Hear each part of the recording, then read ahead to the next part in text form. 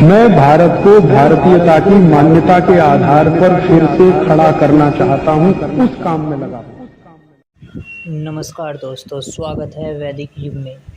आज का हमारा विषय है अपनी ही श्रृंखला को आगे बढ़ाते हुए भारत के उद्योग धंधों का सर्वनाश पार्ट 3। इसमें हम बताएंगे कि रेशम के कारीगरों के साथ कितना अधिक अत्याचार हुआ है। बंगाल के जिन जिलों में अंग्रेज कंपनी की रेशम की कोठियाँ थीं, उनमें कम से कम सन 1829 ईस्वी तक प्रजा के ऊपर इससे भी अधिक अत्याचार होते रहे हैं। सूरत की कोठी का सा पूरा ढंग वहाँ बरता जाता था। इसके अतिरिक्त सन 1827 में बंगाल भर में रेशम के दाम बढ़ गए।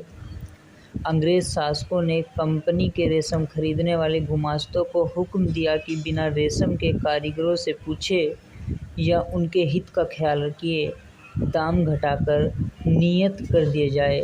देखिए कितना अधिक अत्याचार यहाँ पर हो रहा है।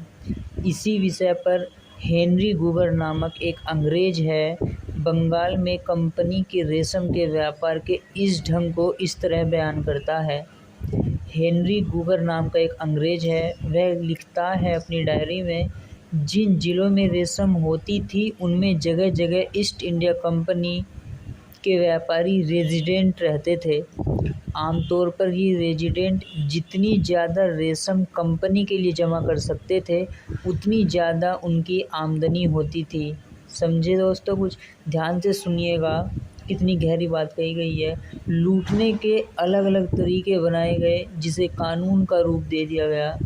दोनों ओर से कार्रवाई इस तरह होती थी कि हर फसल बंद से पहले दो तरह के लोगों को पेशगी रुपया दिया जाता था।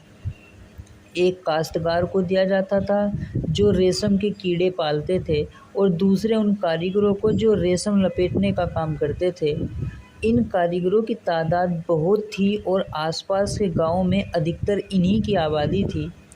काश्तकारों को पेशगी देकर कच्चा माल निश्चित कर लिया जाता था। जब वो अपने खेतों में होता था तभी उसको रुपया दे दिया जाता था। कारीगरों को पेशगी देकर उनकी लपेटने की मेहनत के बारे में कंपनी पहले से निश्चित हो जाती थी। जो उसको बनाने में का खर्चा भी कंपनी पहले ही श्योर कर लेती थी। मैं इस तरह की एक घटना बयान करता हूँ, जिस तरह की घटनाएं रोज़ हुआ करती थी। ये हेनरी गूगर नाम का एक अंग्रेज अधिकारी बोल रहा है, मैं नहीं। तो हेनरी गूगर लिखता है, एक हिंदुस्तानी काश्तकार अपने उस फसल के पले हुए कीड़े मेरे साथ बेचना चाहता है। वह इसके लिए मुझसे कुछ पेशगी ले जाता है। इसी तरह एक गांव भर के रेशम लपेटने वाले मुझसे पेशगी ले जाते हैं। यहाँ पर समझिएगा, थोड़ी गहरी बात है। माने मुझसे मतलब यहाँ पर ईस्ट इंडिया कंपनी को छोड़कर किसी बाहरी सौदागर से। इस सौदे के पक्का हो जाने के बाद कंपनी के रेजिडेंट के दो नौकर उस गांव में पहुंचते हैं। एक के हाथ में रुपयों की एक थैली होती है और दूसरे के हाथ में एक रजिस्टर, जिसमें रुपया पाने वालों के नाम लिखे जाते हैं।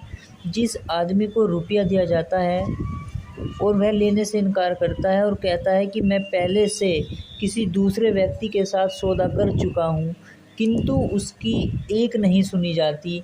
यदि वह धन लेने से इनकार करता है तो वह 1 रुपया उसके मकान में फेंक दिया जाता है। उसका नाम रजिस्टर में लिख लिया जाता है। जो आदमी थैली लाया था उसकी गवाही करा ली जाती है और समझा जाता है कि ज़ाब्ते की कार्रवाई हो गई।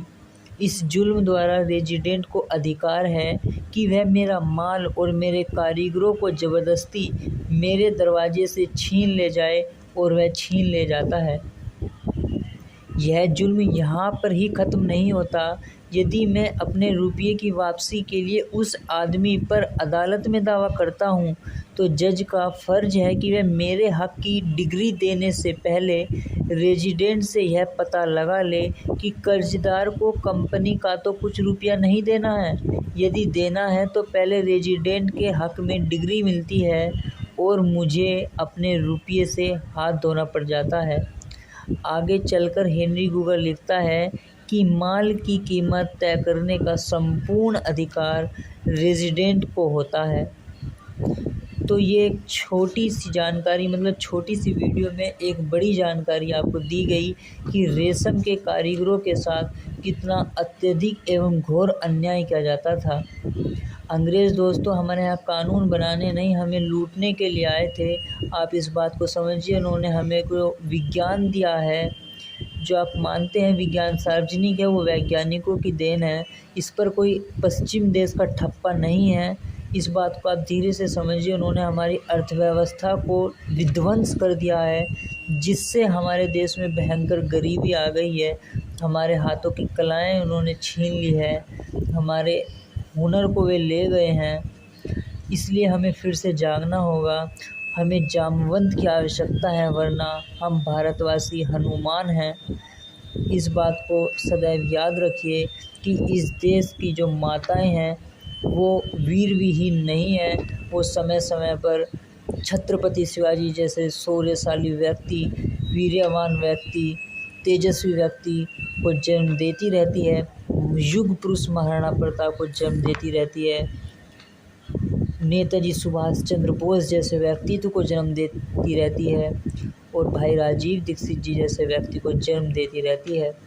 बस हमें ज़रूरत है जागने की। और ये सीरीज मैंने आपको पहले भी बताया था कि 17 भागों में आई थी। इसका तो अभी ये पार्ट 3 ही है। अगला पार्ट होगा जुलाहों पर किए गए अत्याचार के बारे में। तब तक के लिए दोस्तों, वंदे मातरम, जय हिंद, जय भारत।